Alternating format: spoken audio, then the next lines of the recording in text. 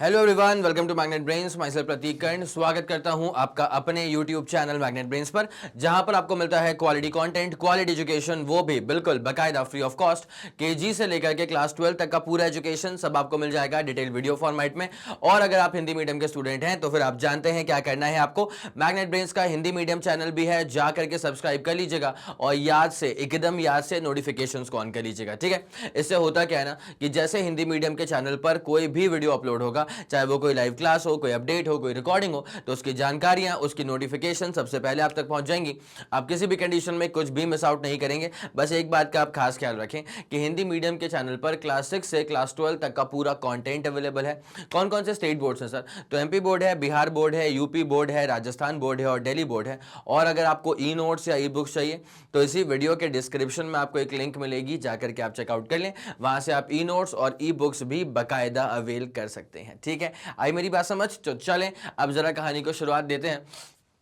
Class 12 physics chapter 10 wave optics के अंदर अब जो हम पढ़ने वाले हैं ना, that is diffraction of light and malleus law, ठीक है। ये दो चीजें पढ़ने वाले हैं। डिफ्रैक्शन ऑफ लाइट भी होगा, बाय सिंगल स्लिट होगा, और जो मैलस लॉ होगा वो तो बेस्ड होगा ऑन पोलराइजेशन, ठीक है। तो मैंने इसके पहले जो वीडियोस आपको दिए थे ना, उसमें एक था डिफ्रैक्शन का बेसिक्स, एक था पोलराइजेशन का बेसिक्स, और अब यहाँ पे आते हैं उन्हीं दो टॉपिक्स के ऊपर सबसे इंपॉर्टेंट जो चीजें कंक्लूसिव मैनर में आती है ना, जो टॉपिक को खत्म करने के लिए यूज होती हैं, वो टॉपिक यहां पे लेके आ गए हैं। Diffraction of light by single slit, ठीक है।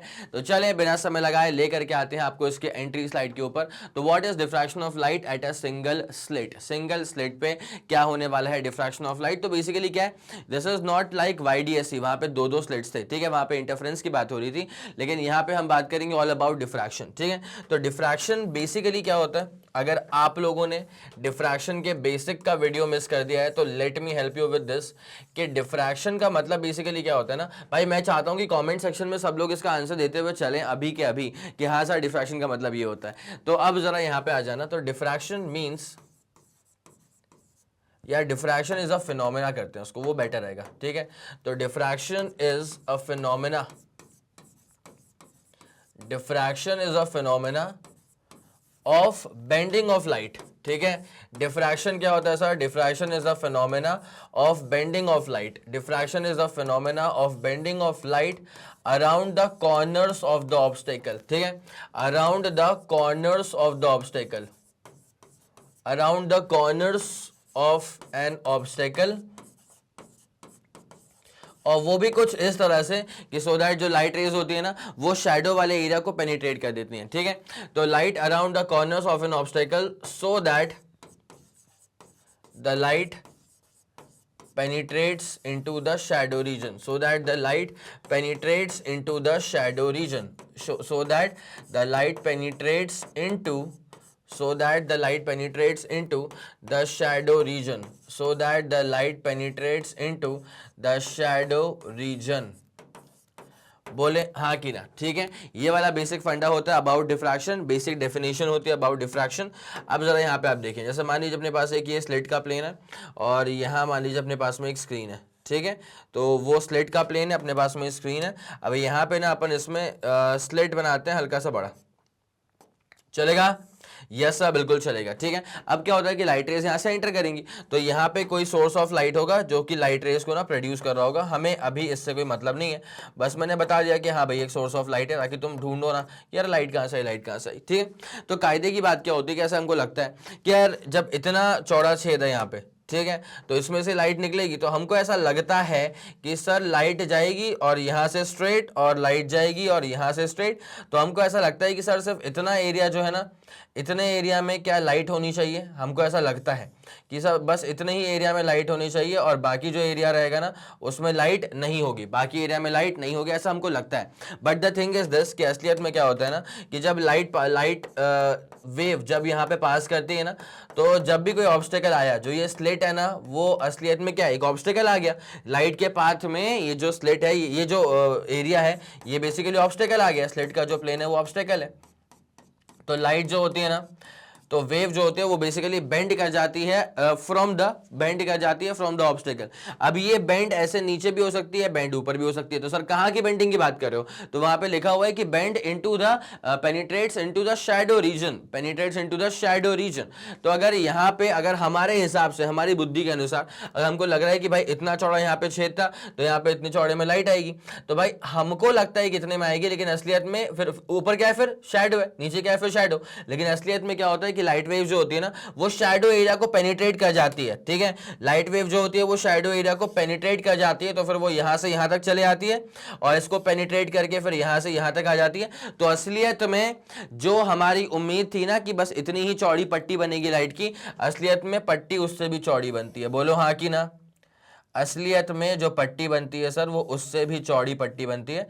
तो इतना जो पूरा रीजन आपको नजर आ रहा है ना ये पूरा ब्राइट हो जाता है। ठीक है, इतना जो आपको रीजन पूरा नजर आ रहा है ना, इतना जो आपको रीजन पूरा नजर आ रहा है ना ये पूरा ब्राइट हो जाता है। बोलो हाँ कि ना? यस सर, ये वाला फंडा पूरा क्लियर है। This is entirely a bright region. ठीक है, तो ये हो रहा है ऑन अकाउंट ऑफ डिफ्रैक्शन, ये हो रहा है sir on account of diffraction. ये वाला फंडा समझ में आ गया? तो यहीं पे तो लाइट वेव्स बेंड हो गई थी, अदरवाइज अगर ये बेंडिंग नहीं हो रही होती ना तो एटलीस्ट सीधी जाती, कम से कम इतनी पट्टी चौड़ी जो है ना वो कम से कम ब्राइटनेस में डूबी होती, पर ये तो पूरा ही डूब गया। बोलो हाँ कि ना? ये वाला फंडा समझ में आ गया? This is about diffraction. ठीक है, ऑल अबाउट तो अभी मैं क्लियर करवाऊंगा ना इस चीज को। ठीक है, ये वाला फंडा पूरा क्लियर हो गया? जी सर, उम्दा, शानदार, जानदार तरह से क्लियर आउट हो चुका है। ठीक है, अब बात करेंगे कि सर डिफ्रैक्शन जब सिंगल स्लिट से होता है ना तो कौन कौन से फॉर्मूले यहां पे आएंगे जो कि बहुत इंपॉर्टेंट होते हैं। ठीक है, तो उसके पहले आप लोग समझते हैं कि पाथ का डिफरेंस क्या होता है। ठीक है, आप लोग को ये वाला कॉन्सेप्ट तो पता है ना कि व्हाट इज पाथ डिफरेंस। तो सर कोई बहुत बड़ा कॉन्सेप्ट नहीं है, एकदम कॉमन सेंस पर बेस्ड चीज है। ठीक है, पाथ में कितना डिफरेंस आएगा बस वो निकालना होता है। जैसे कि हम लोग जानते हैं, हम लोगों ने YDSE में ये वाला काम बहुत करके रखा हुआ है। यंग्स डबल स्लिट एक्सपेरिमेंट में हमने ये वाला काम जो है ना उसके पहले मतलब हमने ये करके रखा हुआ था।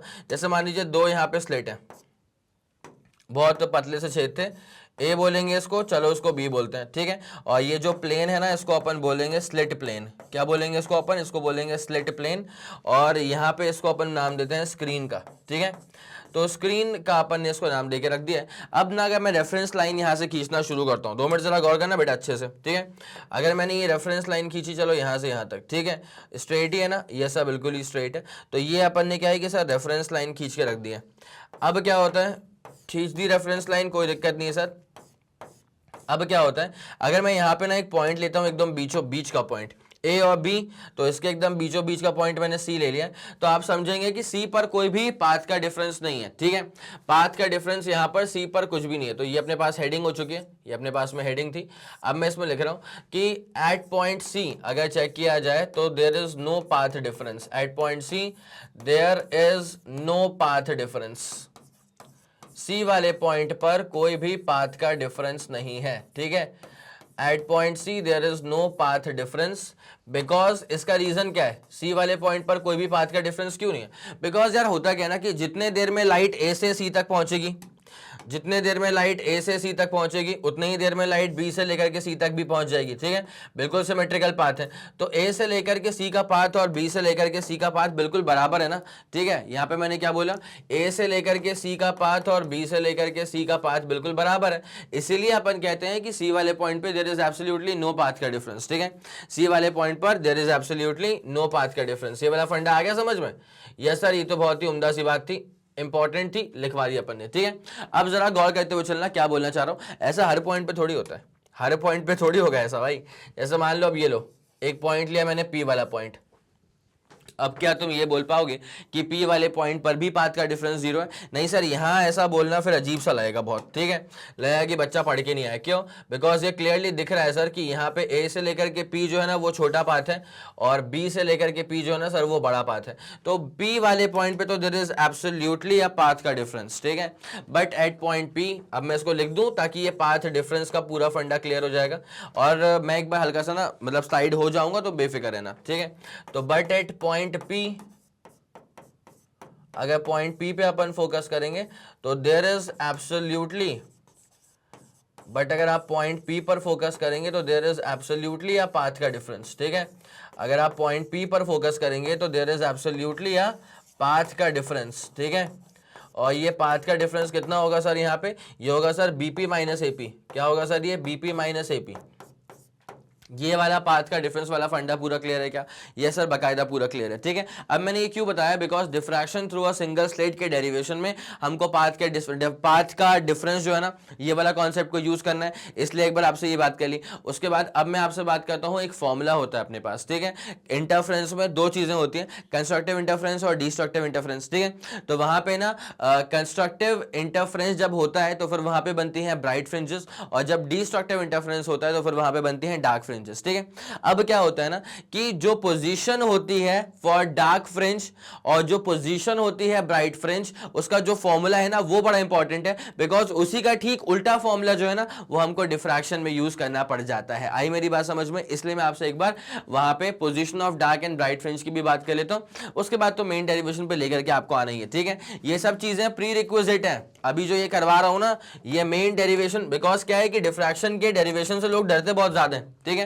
तो डरना नहीं है भाई, जो चीजें उस डेरिवेशन को करने के लिए इंपॉर्टेंट हैं वो देखना तो जरूरी है ना, उसके बिना फिर अपन आगे बढ़ेंगे तो काम कच्चा कच्चा हो जाएगा, ठीक है। तो ये प्री रिक्विजिट है for diffraction through a single slit को पढ़ने के लिए, ठीक है। मेरे ख्याल से आपके दिमाग में ये वाली बात घुस गई अच्छे से, है ना। तो ये कॉन्सेप्ट ऑफ पाथ डिफरेंस पूरा क्लियर हो चुका है आपको। अब मैं आपको इसका दूसरा वाला मसला क्लियर कर दूं, कौन सा? कंस्ट्रक्टिव एंड डिस्ट्रक्टिव इंटरफेरेंस का पूरा मसला, ठीक है। देखिए अगर कंस्ट्रक्टिव इंटरफेरेंस हो रहा है ना तो आप एक बात समझ सकते हैं कि इंटेंसिटी इज मैक्सिमम, ठीक है। अगर मान लीजिए कि देयर इज कंस्ट्रक्टिव इंटरफेरेंस, ठीक है भाई, मैं हर चीज क्लियर कर दूंगा आपके लिए, आप रुकें बस, समझते हुए चलें आप, ठीक है।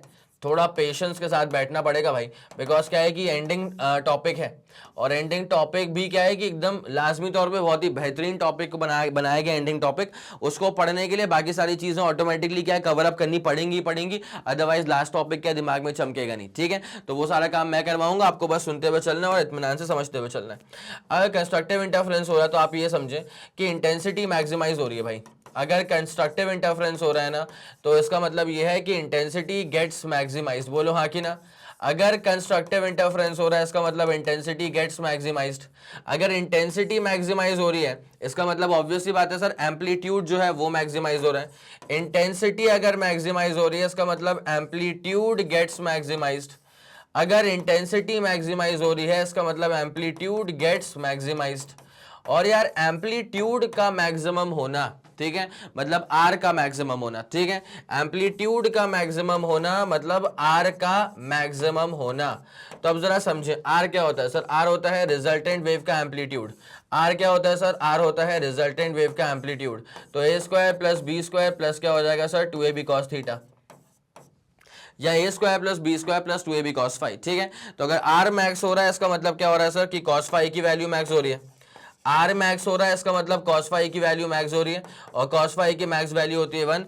तो ये कब होता है, जब फाई की वैल्यू या तो 0 हो, या तो 2 पाई हो, या तो 4 पाई हो, या तो 6 पाई हो, एंड सो ऑन, ठीक है। कोई दिक्कत वाली बात थी क्या? नहीं सर कोई दिक्कत वाली बात नहीं थी। तो अब ना जैसे हमको समझ में आया कि सर फाई इक्वल टू 0 भी हो सकता है, 2 पाई भी हो सकता है, 4 पाई भी हो सकता है, तो हमने करा इसको जनरलाइज, ठीक है।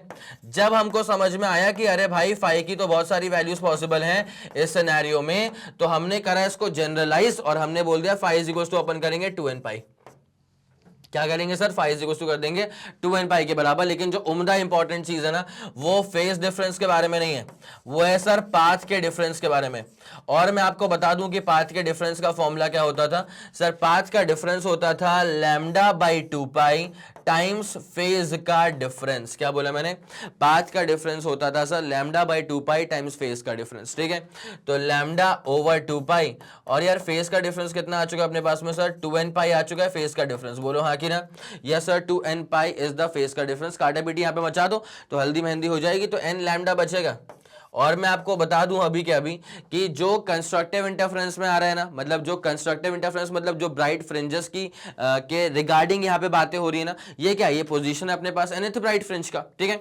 मैं बोलता हूँ कि what is the position for fourth bright fringe, ठीक है। तो आपके अच्छा एक सेकंड, ये अपने पास क्या आ गया, पाथ का डिफरेंस आ चुका है एन लैम्डा के बराबर, ठीक है। और उसके बाद फिर अपन इसको इक्वेट करते थे किससे, पाथ के डिफरेंस का एक और फॉर्मूला था एक्स डी बाई डी। ये वाला फंडा याद आया क्या, पाथ के डिफरेंस का एक और फॉर्मूला था बेटा, क्या था सर वो फॉर्मूला, वो था sir x D by D. X का मतलब क्या था, position of the centre of the fringe from central maxima. छोटा वाला डी क्या था, दो स्लिट्स के बीच की दूरी, और बड़ा वाला डी अपने पास में क्या था सर, वो था अपने पास में स्लिट का प्लेन और स्क्रीन के बीच की दूरी, ठीक है। जैसे हमने इन दोनों को इक्वेट पे लगाया तो क्या समझ में आता है सर कि X D by D, X D by D is equals to कितना आ गया सर, एन लैम्डा। तो मतलब position of the bright fringe is equals to N lambda D over D. ये basically position of the nth bright fringe आ गया था, ठीक है। आप समझ पा रहे हैं क्या मेरी बात को, तो अब आप ये भी जरा समझते हुए चलिए कि सर ये क्यों बताया आपने, ये इसलिए बताया बेटा बिकॉज ये है position for nth bright fringe interference में, और ऐसा ही बनेगा position for nth dark fringe diffraction के अंदर, ठीक है। इंटरफेरेंस में और डिफ्रैक्शन में सबसे बड़ा अंतर क्या है ना, कि इंटरफेरेंस में जैसे आप सेंट्रल मैक्सिमा से दूर जाओ या ऊपर जाओ या नीचे जाओ, इंटेंसिटी जो ब्राइट फ्रिंज की है ना उसमें कमी नहीं होती है, ठीक है। मतलब इंटरफ्रेंस पैटर्न में आने वाला हर ब्राइट फ्रिंज जो है ना उसकी इंटेंसिटी बिल्कुल सेम ही है। ऐसा नहीं कि सेंट्रल मैक्सिमा पे दूर जाने, सेंट्रल मैक्सिमा से दूर जाने पर ब्राइट फ्रिंज की इंटेंसिटी कम हो रही है, मतलब मध्यम सा हो रहा है, ऐसा बिल्कुल नहीं होता है। किसमें, इंटरफ्रेंस में ऐसा होता है, ठीक है। अब जब बात करता हूँ डिफ्रैक्शन की, तो डिफ्रैक्शन का जो पूरा पैटर्न होता है ना उसमें क्या होता है कि जैसे आप सेंट्रल मैक्सिमा से दूर जाओगे ना, जैसे आप सेंट्रल मैक्सिमा से दूर जाओगे ना, तो जो इंटेंसिटी ऑफ ब्राइट फ्रिंज है, इंटेंसिटी जो है ना ब्राइट फ्रिंज की, वो धीरे धीरे धीरे धीरे धीरे धीरे कम हो जाती है। आई मेरी बात समझ। इसलिए मैंने आपसे लास्ट लेक्चर में एक पॉइंट पिच किया था कि इंटरफ्रेंस में क्या होता है कि डार्क फ्रिंज और ब्राइट फ्रिंज के बीच में बहुत ही क्लियर कॉन्ट्रास्ट होता है। डार्क है तो एकदम पिच डार्क है, ब्राइट है तो एकदम चमक रहा है, इंटरफ्रेंस में ऐसा होता है, ठीक है। लेकिन इतना क्लियर कॉन्ट्रास्ट डिफ्रैक्शन में नहीं होता। डिफ्रैक्शन में ब्राइट फ्रिंज भी हल्की हल्की सी लगती है कि अरे ये मध्यम से हो रही है, ठीक है। तो डिफ्रैक्शन में यहां पे क्लियर कॉन्ट्रास्ट नहीं होता है between dark and the bright fringe, ठीक है। चलिए, तो ये अपने पास आ गया सर पोजीशन, किसका पोजीशन आ गया अपने पास में, ये है position of nth bright fringe. This is the position for nth bright fringe, ठीक है। अब मैं डार्क फ्रिंज के लिए सीधे फॉर्मूला लिख दूंगा, कोई दिक्कत वाली बात नहीं होगी। तो मैं चाहूंगा कि जो मैंने अभी यहाँ पे प्रॉपर्टीज और जो मैंने इंपॉर्टेंट पॉइंट्स लिखे हैं ना यहाँ पे regarding constructive interference, regarding bright fringe, इसको आप जरा दिमाग में अच्छे से डाल करके रखें। बोलो हाँ कि ना। यस सर, ये वाला फंडा बाकायदा तरीके से क्लियर अप हो चुका है दिमाग में, ठीक है। अब आते हैं अपन position of nth dark fringe के ऊपर, ठीक है। तो वहीं पे जो आप लिख रहे हैं ना, वहीं पे सिमिलरली, भाई प्री रिक्विजिट है लेकिन है बहुत जोरदार, है बहुत जबरदस्त, ठीक है। सिमिलरली करके आप लिख लीजिए कि जो position of nth dark fringe होगा, सिमिलरली करके आप लिख लीजिए कि जो position of nth dark fringe होगा, जो position of nth dark fringe होगा वो अपन कैसे निकालेंगे सर, तो उसके लिए अपन को ऐसा करना है, position of nth dark fringe ये जब निकालना होगा ना तो 2n-1 lambda D upon 2d, ठीक है। तो वहां पे क्या था अपने पास n lambda D by D, और यहाँ पे क्या होता है 2n-1 lambda D upon 2d। तो this is going to be the position of the nth dark fringe, 2n-1 lambda D by 2d, this is the position of nth dark fringe. और मैं आपको बता दूं इसका ठीक उल्टा होता है डिफ्रैक्शन में। डिफ्रैक्शन में जो कंस्ट्रक्टिव, मतलब डिफ्रैक्शन में जो ब्राइट फ्रिंज बनेगी ना उसकी पोजीशन अपन ऐसे निकालने वाले हैं, ठीक है। बस माइनस नहीं रहेगा, उसके अंदर प्लस आ जाता है और कुछ नहीं है। बोलो हाँ कि ना। ये वाला फंडा पूरा क्लियर है क्या? यस सर, ये वाला फंडा जानदार शानदार तरह से क्लियर आउट हो चुका है, ठीक है। उड़ा दें इसको, बिल्कुल सर, बिल्कुल उड़ाते हैं इसको। अब ना यहाँ पे जरा गौर करना, एक्सप्रेशन जो आ रहा है अपने पास में पार्ट डिफरेंस का, वो आता है a sin थीटा। अब सर ये a sin थीटा आया कैसे, तो मैं आपको ना पहले अब यहाँ पे मतलब डिफ्रैक्शन के अंदर कैसे निकलता है पाथ डिफरेंस, पहले उस पर लेके चलता हूँ, उसके बाद फिर अपन बाकी सारी चीजें जो है ना वो कवर अप कर लेंगे। बोलो हाँ कि ना, ठीक है। तो यहाँ पे अपन यहाँ तक पहुंच चुके थे कंस्ट्रक्टिव डिस्ट्रक्टिव वाले पे, and this was all about constructive. इसका उल्टा करना पड़ेगा अपने को डिफ्रैक्शन में, ठीक है। अब अपन आते हैं diffraction through a single slit. आ जाएं, करें इसकी शुरुआत करें। यस सर, बिल्कुल शुरुआत करते हैं। तो क्या है heading, diffraction through a single slit, diffraction through a single slit, diffraction की बात करेंगे and diffraction through a single slit की बात करेंगे, ठीक है। यस सर, कोई दिक्कत वाली बात नहीं, diffraction through a single slit की बात करेंगे, ठीक है। अब जरा ध्यान देना, स्लिट्स वैसे होते हैं छोटे, बट अपन यहाँ पे थोड़ा सा क्लैरिटी के लिए उसको बड़ा बनाएंगे, ठीक है। तो आप जरा समझते हुए चलना उस चीज को, स्लिट वैसे होगा छोटा, लेकिन अपन बनाएंगे उसको बड़ा, ठीक है। पीछे कर लूंगा इसको हल्का सा, ठीक है सर, चलेगा, ठीक है। और यहाँ पे अपन रखते हैं, चलो स्क्रीन, ठीक है। वही सेम फंडा है, स्लेट का प्लेन है और स्क्रीन है, ठीक है। सेम फंडा है, स्लेट का प्लेन है और स्क्रीन है, बस ये है कि इस बार एक ही स्लेट है और वो भी बड़ा स्लेट है, ठीक है। मतलब कायदे की बात तो ये है कि सर स्लेट छोटा ही होता है, कायदे की बात यह है कि सर स्लेट जो है ना वो छोटा होगा, लेकिन हम छोटे से में काम नहीं कर पाएंगे ना, ठीक है। डायग्राम को पूरा क्लियर करने के लिए हमको फिर यहाँ पे स्लेट चाहिए बड़ा यार, है ना। बोलो हाँ कि ना, यह सब बात तो बिल्कुल सही है। तो ये ऊपर वाले कॉर्नर को मैं ए नाम देता हूँ, चलेगा आपको, और ये इसको अपन नाम देते हैं बी, ठीक है। फिर प्राइमरी वेव फ्रंट बनेंगी, उसके बाद प्राइमरी वेव फ्रंट पे आने वाला हर एक पॉइंट काम करता है as a new source of disturbance, ठीक है। मान लीजिए, मैं तो आपको ये बोलता हूँ कि मान लीजिए यहाँ पे कोई सोर्स ऑफ लाइट है, ठीक है। तो ये सोर्स ऑफ लाइट क्या है कि अपना एक वेव फ्रंट बनाती है, और इसी वेव फ्रंट पे क्या ए और बी वाले पॉइंट्स आ रहे हैं। तो किसी भी प्राइमरी वेव फ्रंट पे आने वाले पॉइंट जो है ना, वो एक अपना अपना वेवलेट्स बनाते हैं, कॉल्ड है सेकेंडरी वेवलेट्स, और टेंजेंशियली कट करूंगा तो सेकेंडरी वेव फ्रंट आ जाएगा, ठीक है। अब मैं ये क्यों बता रहा हूँ, बिकॉज यहाँ पे ना सेकेंडरी वेव फ्रंट का बहुत बार जिक्र किया जाएगा कि सेकेंडरी मैक्सिमा है, सेकेंडरी मिनिमा है, तो आप समझें, क्योंकि इसके थ्रू बन रहा है ना, ये कोई प्राइमरी सोर्स ऑफ लाइट नहीं है, प्राइमरी सोर्स ऑफ लाइट इसके पीछे कहीं रखा हुआ था। उसके बाद ये ए और बी तो किसी प्राइमरी सोर्स ऑफ लाइट के द्वारा बनाए वेव फ्रंट के ऊपर आने वाले पॉइंट्स हैं। तो अब ये जो वेव फ्रंट बनाएंगे उसको फिर अपन बोलते हैं सेकेंडरी वेव फ्रंट। इसी वजह से, इनकी वजह से जो भी ब्राइटनेस बनेगी या जो भी डार्कनेस बनेगी ना, उसको अपन सेकेंडरी मिनिमा और सेकेंडरी मैक्सिमा के नाम से जानते हैं। किस नाम से जानते हैं सर? सेकेंडरी मिनिमा और सेकेंडरी मैक्सिमा के नाम से अपन जानते हैं उसको, ठीक है। यस सर, बिल्कुल, डन डन डन डन, फंडा क्लियर हो चुका है। अब जरा गौर करना बहुत ही प्यार से सुनो, रेफरेंस लाइन तो लगानी पड़ेगी यार। यस सर, बिल्कुल, कोई दिक्कत नहीं है। तो ये अपन ने लगा दी है यहाँ पे क्या सर? रेफरेंस लाइंस, ठीक है। ये हमने क्या लगा दी है सर यहाँ पे? ये हमने लगा दी है यहाँ पे क्या सर? रेफरेंस लाइंस, ठीक है। ठीक है। अब क्या होता है ना कि इसके एकदम बीचों बीच में एक पॉइंट होता है, इसको अपन कहते हैं क्या सर? सेंट्रल मैक्सिमा, ठीक है। ए था, बी था, और यहाँ पे वैसे भी अपन क्या नाम देते हैं इसको सर? सेंट्रल मैक्सिमा नाम देते हैं। बाकी स्क्रीन पे आने वाले हर पॉइंट की दूरी अपन सेंट्रल मैक्सिमा से ही मेजर करते हैं, ठीक है। अब जरा ध्यान देना, लाइट तो निकलेगी यहाँ से भी, तो अपन एक रैंडम पॉइंट ले लें अपने हिसाब से पी, अपन एक रैंडम पॉइंट लेते हैं अपने हिसाब से पी, ठीक है। तो अब ये पी वाले पॉइंट पे जो लाइट निकलती है, मतलब जो पहुंचेगी ना, वो कहाँ कहाँ से पहुंचेगी सर? पहले ए से पहुंचेगी, उसके बाद फिर बी से पहुंचेगी। तो पहले लाइट पहुंच गई, चलो ए से, ठीक है। ये लाइट पहले पहुंच गई, चलो ए से। उसके बाद सर लाइट कहाँ से पहुंचेगी? उसके बाद लाइट पहुंचेगी सर बी वाले पॉइंट से, ठीक है। तो लाइट पहुंच गई, चलो बी वाले पॉइंट से। बोलो कोई दिक्कत नहीं सर? यहाँ तक का फंडा बाकायदा पूरा क्लियर आउट हो चुका है, ठीक है। अब मैं अगर आपसे पूछूं कि व्हाट इज द पाथ का डिफरेंस, तो आप समझते हैं इस बात को कि सर बीपी का जो पाथ है वो बड़ा पाथ है और एपी का जो पाथ है वो छोटा वाला पाथ है। तो अपन यहां पे कह देंगे कि the path difference at point P is equals to, आप एक काम करेंगे, बीपी में से एपी को माइनस कर देंगे, बीपी माइनस कर देंगे सर एपी। बोलो हाँ कि ना? पूरा फंडा क्लियर है सर? पूरा फंडा क्लियर है। तो बीपी में से अपन ने एपी को कर दिया है सर क्या? माइनस कर दिया है, ठीक है। अब जरा गौर करना, क्या मैं इंपॉर्टेंट बात क्या बोल रहा था। देखो, एक रेफरेंस लाइन में ओ से मार दूं यहाँ पे, इसके बीचों बीच ना अपन को एक रेफरेंस लेके चलना पड़ेगा। इसको अपन ऐसे लेते हैं, रुको रुको रुको रुको रुको, सब कर रहा हूं, ठीक है ना? बढ़िया, ये सब बिल्कुल सही है। और इमेजिनरी है भाई ये तो, ये जो मैंने कंस्ट्रक्शन करा है, कंस्ट्रक्शन तो इमेजिनरी होता ना? यस सर, इमेजिनरी कंस्ट्रक्शन, ठीक है। अब ये जो पॉइंट था इसको अपन ने अभी के लिए ओ नाम दिया है, ठीक है। अब क्या होता है ना कि जो लाइट वेव्स है ना, तो अगर मैं एंगल को मेजर करता हूँ ना, तो मुझे लेना पड़ेगा इस रेफरेंस से, ठीक है। इस वाले पॉइंट को अगर मैं चेक करूँ ना, तो यहाँ पे एक एंगल बनता हुआ नजर आएगा, and that angle itself is basically what? Theta, ठीक है। ये जो एंगल यहाँ पे बन रहा है ना बेटा, ये एंगल बन रहा है कितना सर, थीटा के बराबर। कोई दिक्कत है क्या? नहीं सर, यहाँ तक का तो फंडा क्लियर है पूरा, कोई दिक्कत नहीं यहाँ तक, ठीक है।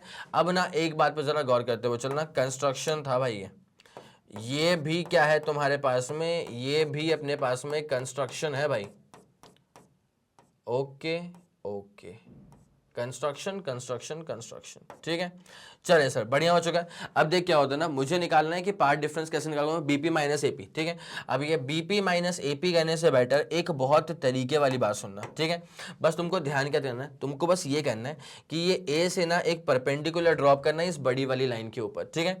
तो ए वाले पॉइंट से इत्मीनान से करो बेटा, कोई हड़बड़ी नहीं है, कोई जल्दीबाजी मत करना, गलती मत करना, ठीक है। तो जैसे ही हमने एक परपेंडिकुलर को ड्रॉप करा, ये ज़्यादा हो जाएगा, ये सही है, ठीक है सर, बढ़िया, ठीक है। तो जैसे हमने एक परपेंडिकुलर को ड्रॉप करा, तो आप एक बात समझें, परपेंडिकुलर जिस वाले पॉइंट पे ड्रॉप हुआ है ना, उसका नाम तो मैं चलो एन रख दूंगा, ठीक है। परपेंडिकुलर जिस वाले पॉइंट पे ड्रॉप हुआ है, इसका नाम जो है वो तो अपन ने चलो अभी के लिए एन रख दिया, इसमें कोई दो राय नहीं है। बट मस्त बात क्या होती है इसके अंदर, जरा सुनना। जो आप पहले पाथ का डिफरेंस निकाल रहे थे ना, वो पता है क्या है, ये जो बी एन है ना, वही तो डिफरेंस है। देखो, आप एपी माइनस पूरा बीपी करना चाह रहे थे, ठीक है, तो एपी माइनस आप पूरा बी से पी करते। अब जैसे मैंने परपेंडिकुलर ड्रॉप कर दिया ना, तो पता है क्या हो गया, ए से पी और एन से पी तो बराबर हो गए, और जब ए से पी और एन से पी बराबर हो चुके हैं ना, तो बस यही वाला हिस्सा है ना जो बी एन, वही बस उतना सा हिस्सा ही है जो कि एक्स्ट्रा आ रहा है, ठीक है। तो that itself is the path difference। तो मैं यहां पे लिख देता हूं कि as a perpendicular is dropped, जैसे ही as a perpendicular is dropped from point A, as a perpendicular is dropped from point A at point N, तो ये परपेंडिकुलर ड्रॉप करते ही क्या हो गया सर, परपेंडिकुलर ड्रॉप करते ही ए से पी और एन से पी बराबर हो गए। परपेंडिकुलर ड्रॉप करते ही ए से पी और एन से पी जो है ना सर, वो हो चुके हैं बकायदा बराबर। और जब ए से पी एन से पी बराबर हो चुके हैं, तो जो पाथ का डिफरेंस आएगा ना, वो कितना आएगा सर, बी एन के बराबर, ठीक है। तो ये बड़ी उम्दा सी बात है भाई। देयरफॉर द पाथ डिफरेंस, ये बड़ी उम्दा सी बात है। देयरफॉर द पाथ डिफरेंस, ये अपने पास में इवेंचुअली कितना आने वाला है सर, ये आने वाला है सिर्फ और सिर्फ बी एन के बराबर, ना इससे कुछ ज्यादा ना इससे कुछ कम, ना इससे कुछ ज्यादा ना इससे कुछ कम, इतनी सी बात है पार्ट डिफरेंस बी एन की, ठीक है। अब मैं अगर चाहूं तो मैं इसको निकाल सकता हूं, उसके पहले मैं तुम्हें ये चीज कंफर्म कर देता हूं कि भाई ए से लेकर के जो बी तक की दूरी है ना, इसको अपन ए बोलते हैं, छोटा वाला ए बोल देंगे। तो छोटा वाला ए अपने पास क्या हो गया, स्लिट की विड्थ हो चुकी है, और जो कैपिटल डी होता है वो अपने पास में सेपरेशन डिस्टेंस तो होता ही है, पर मैं यहां पे लिख दूं कि छोटा वाला ए क्या है, this is the width of the single slit, ठीक है। ध्यान रखना भाई, एक ही स्लिट है यहाँ पे, सिंगल घूम रहा है, single, this is the width of the single slit. इसकी चौड़ाई कितनी है, तो ए के बराबर है, बोलो हाँ कि ना। ये वाला फंडा आप लोग के दिमाग में बकायदा तरीके से पूरा क्लियर आउट हो चुका है क्या? यस सर, बकायदा तरीके से क्लियर आउट हो चुका है, ठीक है। अब जरा गौर करते हुए चलना, ये तो अपन ने परपेंडिकुलर ड्रॉप करा, तब जा करके अपने सामने ये कहानी आ रही है, ठीक है।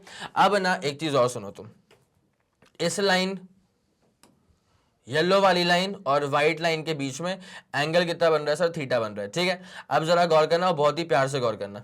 येलो वाले लाइन के परपेंडिकुलर ये लाइन है, और इस लाइन के परपेंडिकुलर मैं अभी एक लाइन ड्रॉप कर देता हूं, ठीक है। इमेजिनरी कंस्ट्रक्शन है ये अपना कंस्ट्रक्शन है, just to make the diagram more clear. अभी हमारा सबसे बड़ा काम तो हो चुका है सर, सबसे बड़ा काम क्या था, पाथ का डिफरेंस निकालना, वो तो अपन लोग निकाल चुके हैं। अब सुनना बहुत ही उम्दा सी बात, यहां पे क्या हो गया, इस लाइन के परपेंडिकुलर, अरे अरे अरे जाओ तो इस लाइन के परपेंडिकुलर ये लाइन हो चुकी है, और इस लाइन के परपेंडिकुलर ये लाइन हो चुकी है, जिसके वजह से ये वाला एंगल भी कितना हो जाएगा सर, थीटा के बराबर, और ये पूरा ए के बराबर है। क्या आप लोगों के दिमाग में ये वाला फंडा पूरा क्लियर हो गया है? जल्दी से डायग्राम बनाओ, उसके बाद डेरिवेशन में आगे आपको लेकर के चलते हैं। चलें फिर, यहाँ तक का फंडा बकायदा पूरा क्लियर हो चुका है क्या? यस सर, बिल्कुल क्लियर हो चुका है। तो इस पूरे डायग्राम के अनुसार अगर चेक किया जाए, तो जो पाथ का डिफरेंस है वो सिर्फ और सिर्फ बी एन के बराबर है, ठीक है। किसके बराबर है सर? सिर्फ और सिर्फ बी एन के बराबर है। अब मैं जिस ट्राइंगल की आपसे बात करूंगा, ट्राइंगल ए बी एन, उस पर आप जरा फोकस करना अच्छे से, ठीक है। बिकॉज अभी अपना इंटेंशन क्या है कि मुझे कैसे भी बी एन निकालना पड़ेगा इस बात, ठीक है। और ये जो स्लिट की विड्थ है वो तो ए के बराबर हो ही चुकी है, ये भी तो कंस्ट्रक्शन ही है, तो ये जो पूरी विड्थ है ना, ये अपने पास में कितनी सर, ए के बराबर है। ठीक है, अब जरा गौर करते हुए चलना बहुत ही प्यार से। तो इन ट्राइंगल, कौन सा वाला ट्राइंगल है अपने पास में, ए बी एन। अगर मैं इस ट्राइंगल को ना हल्का सा आपके सामने ब्रॉड करके दिखाऊं, ठीक है, तो क्या चीज़ होने वाली है, ज़रा गौर फरमाएंगे आप अच्छे से इस पर। तो ऐसा एक लाइन है पूरा परपेंडिकुलर, बहुत बढ़िया। उसके बाद फिर एक लाइन जा रही है ऐसे, इसको जाने दो, ठीक है, ये लाइन जा रही है, इसको जाने दो, कोई दिक्कत नहीं इसमें, ठीक है। और उसके बाद क्या होता है कि अपन एक यहाँ से परपेंडिकुलर ड्रॉप कर चुके हैं, ठीक है। तो it should seem like a perpendicular ना, यस, ये लग रहा है सही सा परपेंडिकुलर। और जो नहीं है कहानी में उसको हटाओ, ये नहीं है, ठीक है। अब देख क्या होता है यहाँ पे, ये था अपने पास ए बी, नामकरण कर दें इसका अपन, ए था, बी था, और उसके बाद में सर क्या होता है, ये अपने पास में एन वाला पॉइंट होता है, ठीक है। कोई दिक्कत नहीं सर, कोई दिक्कत नहीं। ये कितना हो गया सर अपने पास में, ए के बराबर। तो ये पेन चेंज करो, इसको अपन ने अभी ए लिख दिया है। उसके बाद फिर यहाँ पे आता है परपेंडिकुलर, ये 90 डिग्री का एंगल आएगा यहाँ पे, ठीक है। और एक सेकेंड बस, ठीक है, यहाँ पे आएगा अपने पास में क्या सर, परपेंडिकुलर 90 डिग्री का एंगल आ जाएगा। और यहाँ अपने पास क्या हो जाएगा सर, बी एन हो जाएगा। तो आप समझें इस बात को अच्छे से, आप समझें इस बात को अच्छे से कि जैसे आप निकालेंगे ना यहाँ पे क्या सर, साइन थीटा जैसे आप निकालेंगे, तो साइन थीटा अपने पास में क्या होने वाला है, यहीं से पूरा फंडा क्लियर हो जाएगा। देखो साइन थीटा क्या होता है सर, परपेंडिकुलर अपॉन क्या होता है सर, लॉन्गेस्ट साइड के बराबर होता है। तो what is the perpendicular sir, it is a के बराबर। And what is the longest side sir, longest side अपने पास एक सेकेंड, ये वाला एंगल इज थीटा।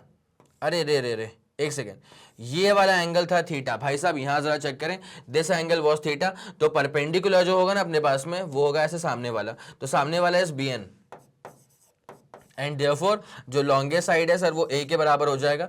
तो देयरफॉर आप ये कह सकते हैं कि बी एन जो है ना सर, ये बी एन अपने पास में हो जाएगा ए साइन थीटा के बराबर, ठीक है। ये जो अपने पास में बी एन की अभी जो लड़ाइयाँ चल रही थी ना कि पाथ डिफरेंस क्या है सर, बी एन है तो क्या होगा, वो किसके बराबर होगा, तो वो होगा अपने पास में ए साइन थीटा के बराबर, ठीक है। ये वाला फंडा पूरा समझ में आ चुका है अपने को सर, बाकायदा पूरा क्लियर आउट हो चुका है। और थीटा क्या है, theta is the angle of inclination. जिस पॉइंट पे आप निकालना चाह रहे हैं ना पाथ का डिफरेंस, वो पॉइंट तो P वाला पॉइंट है। तो थीटा जो है ना वो P वाले पॉइंट का एंगल ऑफ इंक्लिनेशन है फ्रॉम द सेंटर, ठीक है। थीटा जो है वो P वाले पॉइंट का एंगल ऑफ इंक्लिनेशन है फ्रॉम द सेंटर। कोई दिक्कत तो नहीं सर, पूरा फंडा क्लियर है। तो theta is the angle of inclination, theta क्या है अपने पास में sir, theta is the angle of inclination of point P। Theta is the angle of inclination of point P from the center of the slit width, from the center of slit width। एक ही slit है तो उसकी चौड़ाई के बीचों बीच, ठीक है, वहां से अपन एंगल ऑफ इंक्लिनेशन जो निकालते हैं उसको अपन बोलते हैं थीटा, ठीक है भाई। ये वाला पूरा फंडा क्लियर है, यस सर। तो पाथ का डिफरेंस जो है वो डिफ्रैक्शन में भी कितना आ चुका है सर, ए साइन थीटा के बराबर में आ चुका है, ठीक है।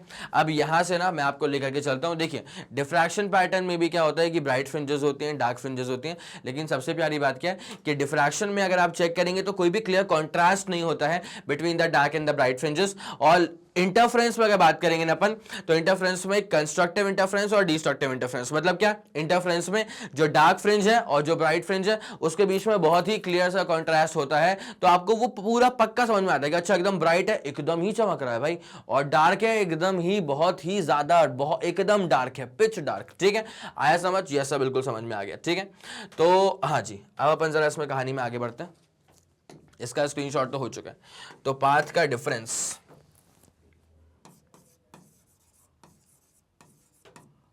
पाथ डिफरेंस इन डिफ्रैक्शन, इसको भी लिख लेते हैं अपन कि डिफ्रैक्शन में पाथ के डिफरेंस की बात चल रही।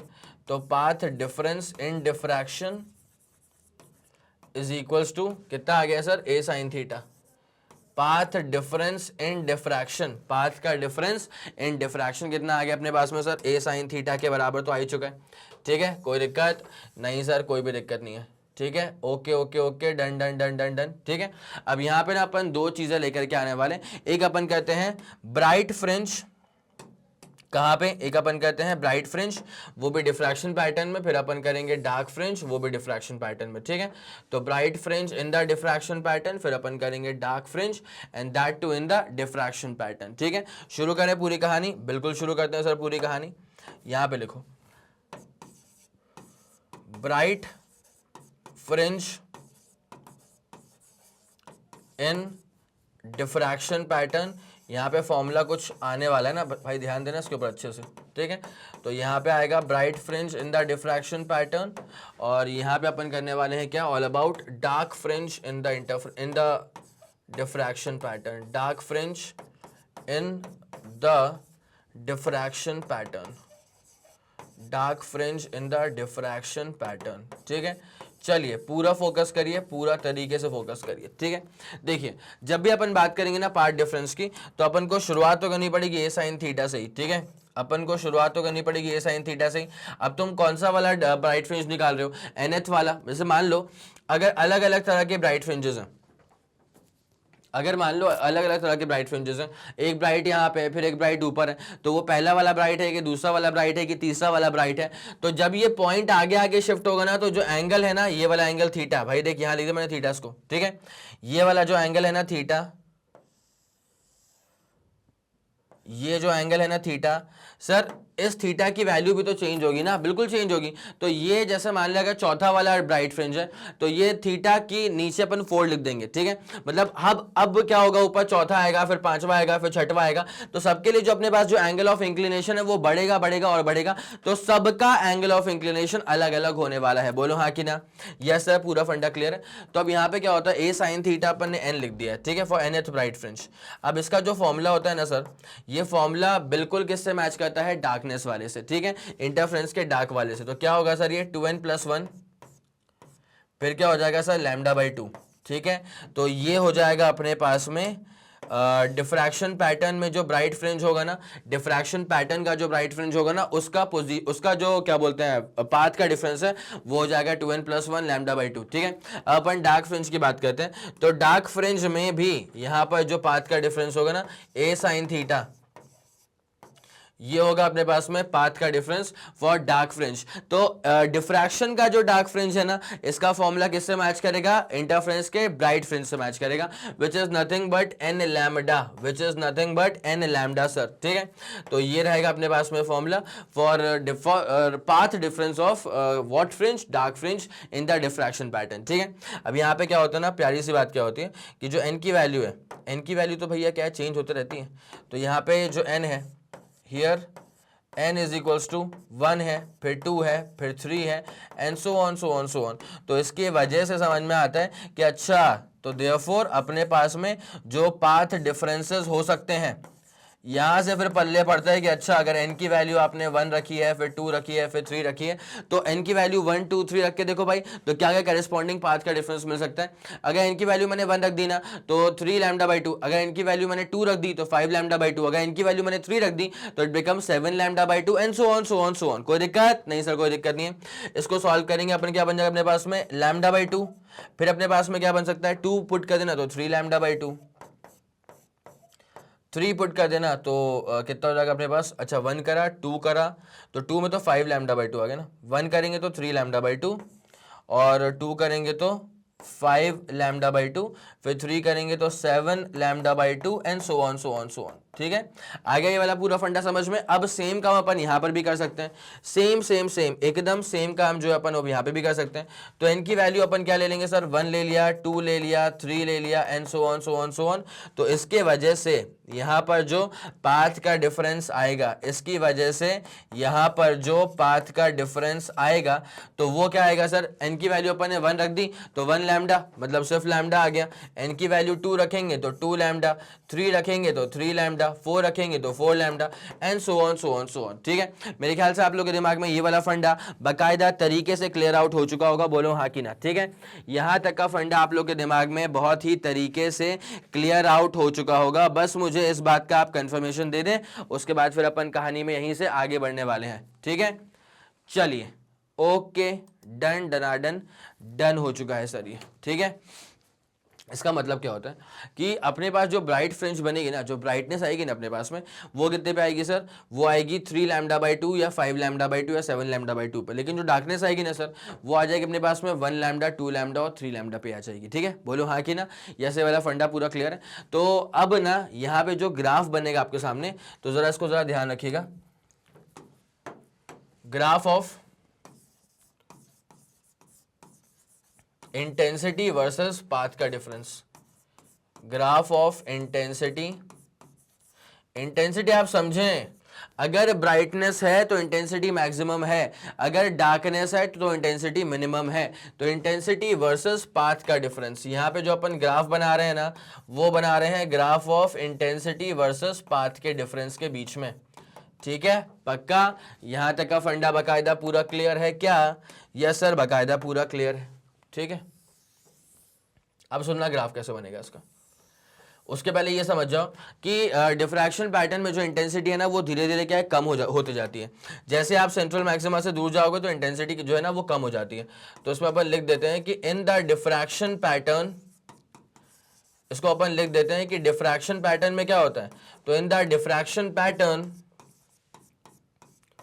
Comma the intensity, in the diffraction pattern comma the intensity of the bright fringes, जो इंटेंसिटी होती है ना ब्राइट फ्रिंजेस की, ठीक है, the intensity of the bright fringes, the intensity of the bright fringes reduces as we move away from the central maxima। ठीक है, as we move away from central maxima, जैसे अपन central maxima से दूर जाएंगे तो इंटेंसिटी जो है वो वहां पे कम कम कम और कम होना शुरू हो जाती है। ठीक है, चलिए अब फटाफट फुर्ती में अपन जरा ग्राफ पे आते हैं। यहाँ पे अच्छे से बेहतरीन सा ग्राफ बनाते हैं भाई। यहाँ पे देखो, यहां चलेगा इसका पूरा पाथ का डिफरेंस। ठीक है, यहां चलने दो इसका पूरा पाथ का डिफरेंस, और यहां चलेगी अपने पास में क्या सर, इंटेंसिटी। ठीक है, यहां चलेगी अपने पास में क्या सर, इंटेंसिटी, और यहां पे क्या चलेगा सर, पाथ का डिफरेंस, वही ए साइन थीटा वाला पाथ का डिफरेंस। ठीक है, चलिए अब जरा इसका चेक करते हैं ग्राफ कैसा बनता है। तो ग्राफ की इंटेंसिटी धीरे धीरे क्या है, कम होना शुरू हो जाती है। एक पॉइंट अपन जरा यहां मार लें और एक पॉइंट अपन जरा यहां मार लेते हैं। ठीक है, और फिर इतनी ही दूरियों पे क्या है, पॉइंट्स लगाते चलेंगे अपन, और यहां पर भी सेम काम करते हैं। ठीक है, देखो भाई क्या होता है, जब ग्राफ इसका प्लॉट होगा ना तो will be something like this.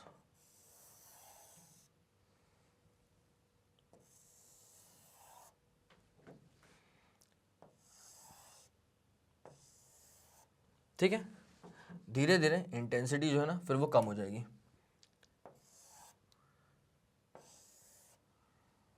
और धीरे धीरे फिर और कम, धीरे धीरे इंटेंसिटी फिर और कम। ठीक है, यहीं पे सेम काम होने वाला है, यहां पर भी सेम काम होने वाला है। मैक्सिमम यहां तक लेके जाएंगे अपन, और फिर यहां पे गिरेगा, और फिर यहां से उठेगा, फिर यहां तक अपन लेके जाएंगे। सही कहा ना अपन ने, ये पूरा ये उठ गया, यहाँ पे आया, यहाँ पे भी आया, फिर ये उठ गया, और फिर उसके बाद फिर यहाँ पे फिर उठ गया, फिर यहाँ पे। ठीक है, तो अपन इसमें एक काम करते हैं, इसको ऐसा कर लेते हैं ना भाई, इसके तरह कर लेते हैं, इसको भी अपन गिराते हैं ऐसे। ठीक है, मैक्सिमम यहाँ तक लेके जाना है। ठीक है सर, और फिर इसको और गिराते हैं,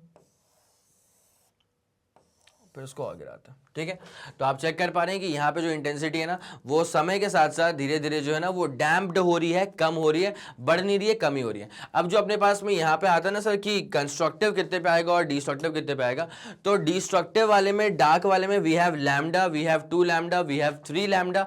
तो जरा गौर करेंगे, तो यहाँ पे डिस्ट्रक्टिव मतलब यहाँ पे आ रहा है। ठीक है, तो ये स्केलिंग इसकी कितनी है सर, ये लैम्डा है, ये 2 लैम्डा है, ये 3 लैम्डा है, ये 4 लैम्डा है। ठीक है, और मैं आपको एक और चीज कंफर्म कर दूं, यहां पीछे क्या है सर, माइनस का लैम्डा है, माइनस का 2 लैम्डा है, माइनस का 3 लैम्डा है और माइनस का 4 लैम्डा है। ठीक है, बोलो हाँ कि ना। सब पूरा फंडा बकायदा क्लियर हो चुका है। उसके बाद यहाँ पे हमने एक और चीज फिगर आउट की थी कि देखो इंटेंसिटी, देखो तो ये टच कर रहा है एकदम बॉटम लाइन पे, which means intensity zero. Intensity zero मतलब dark fringe of the diffraction pattern. तो डार्क फ्रिंज के लिए अपने पास कहाँ पे है, लैम्डा है, 2 लैम्डा है, 3 लैम्डा है, 4 लैम्डा है। अब जो ऊपर वाला है ना वो क्या शो कर रहा है, ऊपर वाला शो कर रहा है कि इंटेंसिटी है, मतलब वहां पे फिर वो ब्राइट फ्रिंज है। और central bright fringe is the maximum. ये दिख रहा है आपको, ये ना ये सेंटर पे आएगा ना भाई। सेंट्रल मैक्सिमा पे क्या होता है, पाथ का डिफरेंस जीरो के बराबर होता है। ठीक है, तो मैं यहां पे इसको लिख भी दूं क्या कि पाथ डिफरेंस, एक सेकेंड बेटा अपन ट्रांसपेरेंट तो है नहीं, तो path difference eight central maxima is zero. क्या बोला अपन ने कि path difference eight central maxima is zero. Central maxima पे पाथ का डिफरेंस क्या होगा सर, जीरो के बराबर होगा। बोलो हाँ कि ना। ठीक है, और यहां पे अपन क्या बोलेंगे कि intensity is maximum, intensity of किसकी sir, bright fringe. Intensity of bright fringe is maximum, intensity of bright fringe is maximum at central maxima. Intensity of bright fringe is maximum at the central maxima. ठीक है, कोई दिक्कत तो नहीं है। उसके बाद इंटेंसिटी धीरे धीरे क्या हो रही है सर, डिक्रीज ही हो रही है। तो ये डार्क फ्रिंजेस की बात हो गई है, बस इतनी सी बात थी। और उसके बाद यहाँ पे हाँ जी ठीक है, एक बार आप एक काम करें, इसका स्क्रीनशॉट ले लें, उसके बाद फिर कहानी में आपको आगे लेकर के चलते हैं। बताओ भाई इतना पूरा फंडा क्लियर हो गया है कि नहीं हो गया। चलें फिर आगे बढ़े, कोई दिक्कत वाली बात तो नहीं है। यस सर, यहाँ तक का फंडा बकायदा पूरा क्लियर आउट हो चुका है। अब जरा कहानी में आगे बढ़ा जाए इससे। ठीक है, okay sir, done done done done. तो diffraction of light at single slit वाला डायग्राम अपना पूरा हो चुका है।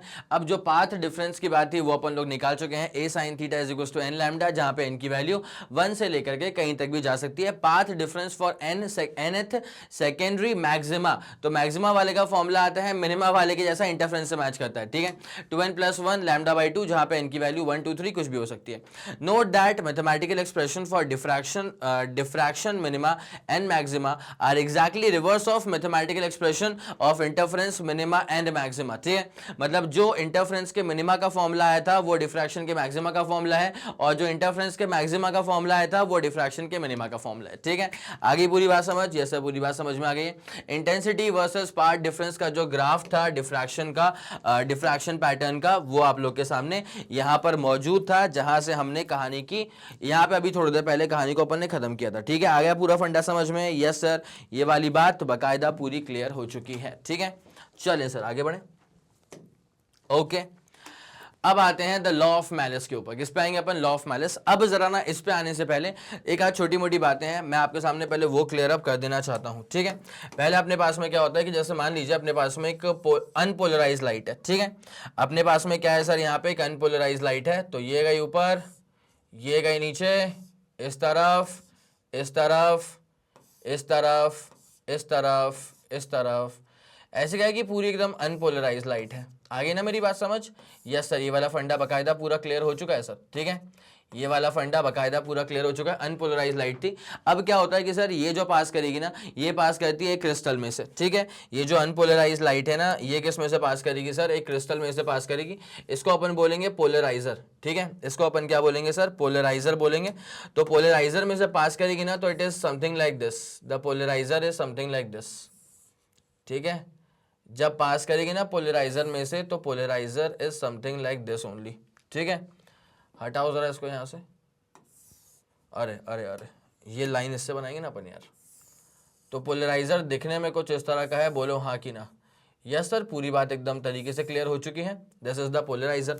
अब जब इसमें से लाइट रेस पास करती है ना, तो क्या होता है कि इसका जो डॉट वाला कंपोनेंट है, मतलब जो वेरिएशन ऐसे ऐसे मतलब हॉरिजॉन्टल प्लेन में हो रहा है ना, वो तो ये अब्सॉर्ब कर लेगा, लेकिन जो वर्टिकल वाले हैं वो पास कर जाएंगे। ठीक है, जो वर्टिकल वाले हैं ना, वो सारे के सारे जो है सर वो पास कर जाएंगे इसमें से।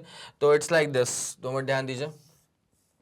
ये अपने पास एक्सेस बना दिया अपन ने, और ये सारे के सारे ऐसे पास करेंगे, तो विड बी लाइक दिस। ये ऐसे वर्टिकली पूरा क्या है सर, ऑसिलेट करेगा। ठीक है, ये जो क्या है सर, ये पूरा वर्टिकली ऑसिलेट करेगा। बोलो हाँ कि ना। यस सर, पूरा वर्टिकली ऑसिलेट करेगा। पूरा वर्टिकली ऑसिलेट करेगा। अब उसके बाद क्या होता है कि ये अपने पास पोलराइजर था, अब आगे अपन लगाते हैं इसमें क्या सर, एनालाइजर लगाते हैं, ठीक है। तो एनालाइजर जब लगाएंगे ना अपन, तो अगर मैंने सेम तरह का लगा दिया एनालाइजर, ठीक है, अगर मैंने सेम तरह का लगा दिया यहाँ पे एनालाइजर, 2 मिनट बस ध्यान दीजिएगा, अगर हमने सेम तरह का यहां पे लगा के रख दिया है एनालाइजर, अगर हमने सेम तरह का यहां पे लगा करके रख दिया है एनालाइजर, तो जो वर्टिकल कंपोनेंट पास कर रहे हैं वो वर्टिकल कंपोनेंट इत्मीनान से पास करते रहेंगे, उन्हें कोई भी तकलीफ नहीं होने वाली। जो वर्टिकल कंपोनेंट्स जो वर्टिकल पास कर रहा है वो वैसे का वैसा पास करेगा, उसमें कोई भी तकलीफ नहीं आने वाली। तो फिर अपन इसको ऐसे शो कर देते हैं, ठीक है सर। अब इसमें बनाते हैं अपन बाकायदा पूरा एरो, ठीक है, इसमें बनाते हैं अपन लोग बाकायदा पूरा एरो,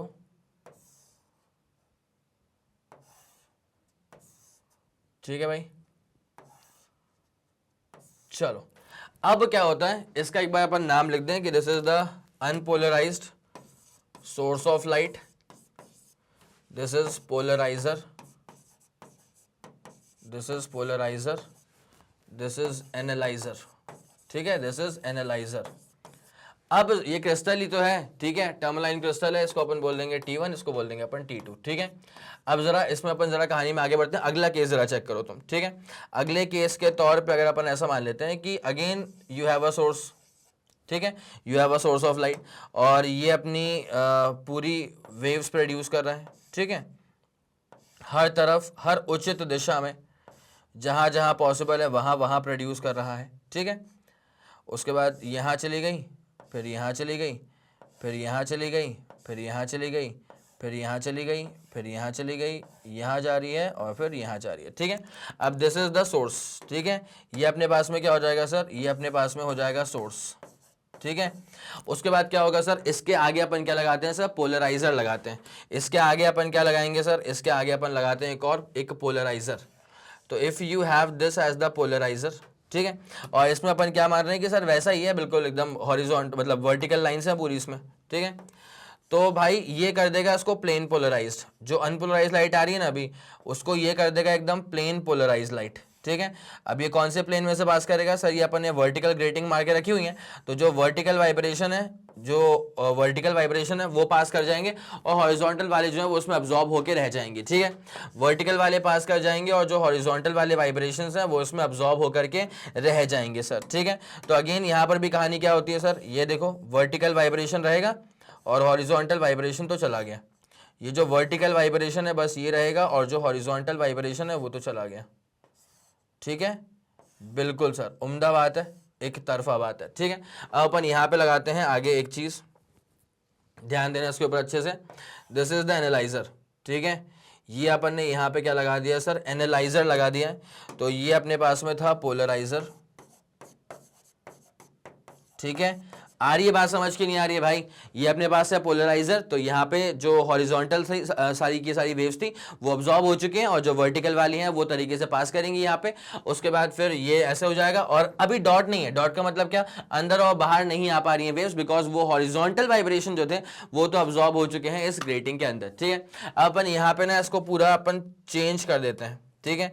पहले वर्टिकल ग्रेटिंग्स थी ना, अब इसमें अपन कर देते हैं कैसी सर, हॉरिजॉन्टल ग्रेटिंग्स, ठीक है। वर्टिकल ग्रेटिंग्स की जगह पे अब अपन यहाँ पे क्या कर देते हैं सर, हॉरिजॉन्टल ग्रेटिंग्स, ठीक है। तो इसमें क्या होता है कि अब ना जो ये वाली जो वाइब्रेट कर रही थी ना वर्टिकल वाले प्लेन में, वो टकराएंगी पहले ऊपर फिर नीचे, फिर ऊपर फिर नीचे, जिसकी वजह से क्या होता है कि अब ये आगे लाइट बन ही नहीं पाएगी, ठीक है। तो आगे अपन क्या लिखते हैं सर, आगे absolutely there is no light, आगे absolutely there is no light, ठीक है। Given that this is the analyser, given that this is the analyser, ठीक है भाई। ये वाला फंडा पूरा क्लियर है क्या, यस सर, ये वाला फंडा बाकायदा जानदार शानदार तरह से क्लियर है, ठीक है। हो गया T1 T2, ये नीचे भी है, ठीक है। ये वाला भी क्या है सर, T1 और T2 ही है, this one is T1 and this one is T2, ठीक है। इसका आप स्क्रीनशॉट लो इत्मीनान से, फिर आपको लॉ ऑफ मैरिज पे लेके आते हैं, ठीक है। हो गया 3 2 1 रेडी गो, सुपर क्लियर, सुपर डन हो चुका है सर। आगे बढ़ते हैं अब इसमें, ठीक है सर, तो the law according to law of Malus when a beam of completely plane polarized light is incident on analyzer, ठीक है, जब भी एनालाइजर पे एक प्लेन पोलराइज्ड लाइट जाकर के स्ट्राइक करती है, then the resultant intensity of light I transmitted from the analyzer varies directly as the square of the cosine of the angle. इसका मतलब क्या, intensity is proportional to square of cos theta, ठीक है, आई समझ में बात। और यहाँ पे थीटा होगा ना, वो एंगल होगा between the plane of transmission and the analyzer and polarizer, ठीक है। तो यहाँ पे थीटा होगा plane of transmission of analyzer and polarizer के बीच का एंगल, ठीक है। तो intensity is basically cos square theta के प्रोपोर्शनल होती है। ये तो लॉ ऑफ मैलिस है, इसको अपन प्रूव करेंगे अभी अपन, ठीक है। पहले आप इसका स्क्रीनशॉट लीजिए, उसके बाद इसका बाकायदा अपन प्रूव कर देते हैं, ठीक है। Okay done sir. ओके अब इसको प्रूव करने के लिए सबसे पहले आप समझे कि इंटेंसिटी जो होती है, मैंने समझा इस बात को कि इंटेंसिटी जो है वो एम्पलीट्यूड के स्क्वायर के तो होती है प्रोपोर्शनल, ठीक है। इंटरफेरेंस के डेरिवेशन के अंदर हम लोग इस बात को बाकायदा देख चुके थे कि intensity is proportional to amplitude का स्क्वायर। किसका स्क्वायर सर? एम्पलीट्यूड का स्क्वायर। अब आप जरा यहाँ पे देखते हुए चलें, ये जो ए है ना, दिस इज द एम्पलीट्यूड, ठीक है, ऑफ इलेक्ट्रिक वेक्टर, और उसको रिजॉल्व करा है तो अपने पास क्या आ गया है सर? ए कॉस थीटा आ चुका है। क्या आ चुका है सर? जिस तरफ हो रहा है पोलराइजेशन, वो एंगल जो है वो थीटा के बराबर है, तो एम्पलीट्यूड कितना हो चुका है सर? ए कॉस थीटा के बराबर हो चुका है, ठीक है। क्या हो चुका है सर? ए कॉस थीटा के बराबर। अब जरा गौर करिएगा, इंटेंसिटी जो होती है वो दरअसल एम्पलीट्यूड के स्क्वायर के प्रोपोर्शनल होती है। इंटेंसिटी जो होती है वो दरअसल एम्पलीट्यूड के स्क्वायर के प्रोपोर्शनल तो होती है, ठीक है, कोई दिक्कत वाली बात नहीं है। तो अब यहां पे क्या होता है, तो इंटेंसिटी इनिशियल इंटेंसिटी अगर आप चेक करेंगे ना, तो इनिशियल इंटेंसिटी जो है ना sir, this initial intensity is I not, ठीक है। और ये अपने पास क्या हो जाएगा सर? ये हो जाएगा k टाइम्स ए का स्क्वायर। क्या हो जाएगा सर? k टाइम्स ए का स्क्वायर। कोई दिक्कत वाली बात तो नहीं है। तो आफ्टर इंक्लिनेशन अगर अपन चेक करेंगे ना, तो एम्पलीट्यूड हो चुका है a cos theta. The amplitude is a cos theta. After inclination the amplitude is basically a cos theta. क्या है sir amplitude? It is basically A cos theta के बराबर। तो अब जरा गौर करते हुए चलना, क्या होता है यहां पर जो इंटेंसिटी होगी ना, this is equal to proportionality constant, तो के हो जाएगा, उसके बाद एम्पलीट्यूड का स्क्वायर, मतलब क्या हो जाएगा सर? ए स्क्वायर कॉस स्क्वायर थीटा। बोलो हाँ कि ना? यस सर, ये वाला फंडा बकायदा पूरा क्लियर हो चुका है। तो आप इसको देख करके ही बोल सकते हैं कि भाई therefore intensity is basically proportional to क्या है सर? कॉस स्क्वायर थीटा है, ठीक है। ये तो अपने पास ये जो मैलिस लॉ है वो तो प्रूव हो ही चुका है।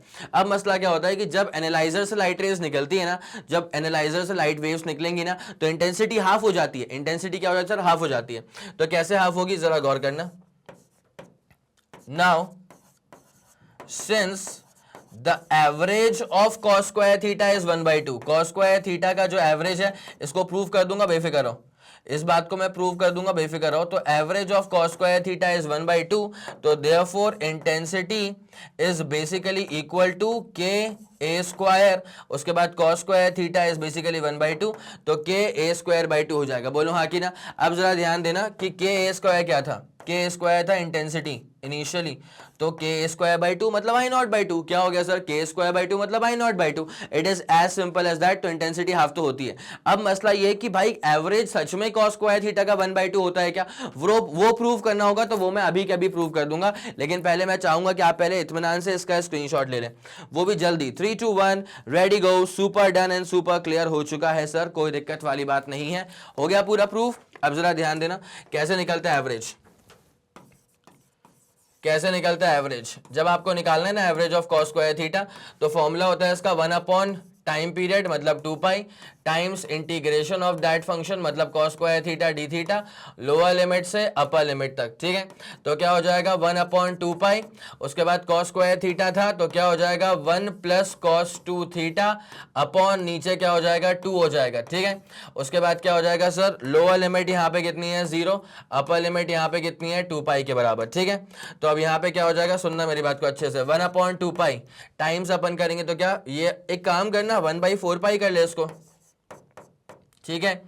टाइम यहाँ पे क्या हो जाएगा डी थीटा, और उसके बाद यहाँ पे क्या हो जाएगा 1/4 पाई, उसके बाद टाइम इंटीग्रेशंस में क्या हो जाएगा cos 2 थीटा और हो जाएगा डी थीटा। और उसके बाद देखो भाई लिमिट्स की जरा बात करते हैं अपन यहाँ पे अच्छे से, तो लोअर लिमिट से अपर लिमिट, लोअर लिमिट से अपर लिमिट, ठीक है भाई। cos 2 थीटा मतलब cos थीटा का इंटीग्रेशन फुल टाइम इंटरवल में वैसे भी क्या हो जाएगा सर 0 हो जाएगा, तो यहाँ पे क्या बचने वाला है अपने पास में, डी थीटा का इंटीग्रेशन थीटा हो जाएगा लोअर लिमिट से अपर लिमिट तक, और नीचे आ जाएगा 4 पाई के बराबर। सॉल्व आउट करेंगे तो 2 पाई माइनस का 0 अपॉन मान ले 4 पाई, तो अपने पास इवेंचुअली क्या होने वाला है 2 पाई अपॉन 4 पाई, मतलब सॉल्व करेंगे तो 1/2। It is as simple as that, बस खत्म हो चुका है, ठीक है। बोलो हाँ कि ना, ये वाला फंडा पूरा क्लियर हो चुका है क्या? यस सर, ये वाला फंडा जानदार शानदार तरह से खत्म हो चुका है। ओके सर, ठीक है। चलिए, तो ये अपने पास प्रूफ ऑफ मैलिस लॉ था और ये अपन ने इसको प्रूव आउट कर दिया है कि हाँ भाई इंटेंसिटी जो है वो I naught cos square theta के प्रोपोर्शनल थी, मतलब basically proportional to cos square theta, same चीज अपन ने फॉलो करी है, ठीक है। यहां तक का मसला पूरा क्लियर है। और इवेंचुअली फिर अपन ने क्या चीज प्रूव कर दी कि इंटेंसिटी जो है वो आई नॉट बाई 2 आ चुका है, मतलब हाफ ऑफ द इंटेंसिटी, ठीक है। मेरे ख्याल से आपको हर एक बात जानदार शानदार तरह से समझ में आ गई होगी। अगर आपको लगा कि इस वीडियो ने आपकी हेल्प करी है तो बनता यह है कि आप इस वीडियो को लाइक करें, उसके बाद इस वीडियो को फैला दो अपने सारे मित्र मंडल में। सबको यह बात मालूम चल जानी चाहिए कि मैग्नेट ब्रेन्स के चैनल पर प्लेलिस्ट में फिजिक्स में क्या क्या शानदार चीजें ऐड हो चुकी हैं और क्या जबरदस्त चीजें आप तक और भी जल्द से जल्द पहुंचने वाली हैं। अगर आपका कोई भी फीडबैक है या सजेशन है, तारीफ है या बुराइयां हैं या जो कुछ भी है, तो बड़ी प्यार भरे शब्दों में अपनी सारी बातें आप मुझ तक पहुंचा सकते हैं यूजिंग द कमेंट सेक्शन। मैं और मेरी पूरी टीम सुपर एक्टिव रहती है, हम लोग बाकायदा कमेंट्स चेक करते हुए चलते हैं और आपके जो फीडबैक्स होते हैं उन पे ही काम करके वीडियोस की जो क्वालिटी है वो टॉप नॉच लेवल तक पहुंचती है और फिर हम आप तक डिलीवर कर पाते हैं। इसी के साथ खत्म करेंगे इस पूरे वीडियो को। और जैसे कि आप सब लोग जानते हैं कि मैग्नेट ब्रेन्स जो प्रोवाइड करता है वो है English medium as well as Hindi medium वाली classes with entire full complete syllabus coverage. CBSE board, Delhi board, Bihar board, UP board, MP board, Rajasthan board और वैदिक मैथ्स क्रैश कोर्स और स्पोकन इंग्लिश। इसके अलावा अगर आपको कोई भी इंफॉर्मेशन चाहिए तो आप मैग्नेट ब्रेन्स के ऑफिशियल वेबसाइट पर जाकर के विजिट कर सकते हैं। Thank you so much.